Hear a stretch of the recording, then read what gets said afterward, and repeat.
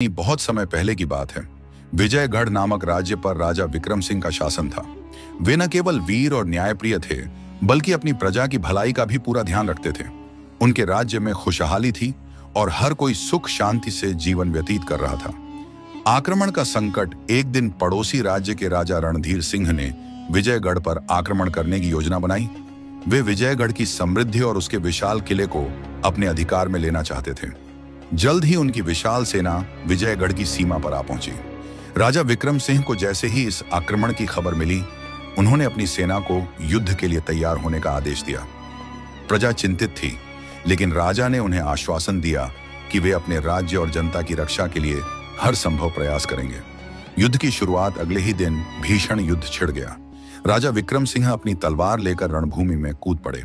उनकी सेना ने वीरता से लड़ाई लड़ी, लेकिन शत्रु सेना संख्या में अधिक थी और धीरे धीरे विजयगढ़ की सेना पर भारी पड़ने लगी। राजा ने देखा कि युद्ध सीधे लड़ने से जीतना मुश्किल होगा, तो उन्होंने अपनी रणनीति बदलने का फैसला किया। उन्होंने अपनी सेना को जंगल में छिपने और छापामार युद्ध करने का आदेश दिया।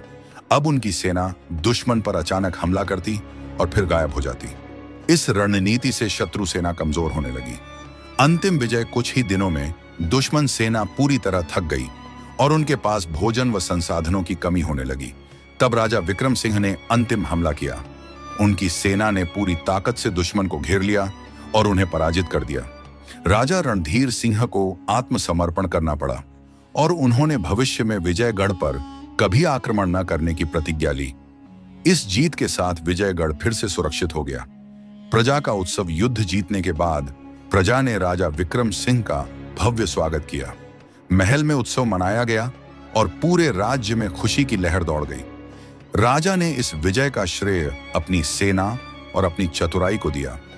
इस तरह राजा विक्रम सिंह ने न केवल अपने राज्य की रक्षा की, बल्कि अपनी वीरता और बुद्धिमत्ता की अमर कहानी भी लिख दी। उनकी कहानी आज भी साहस और नेतृत्व की मिसाल मानी जाती है।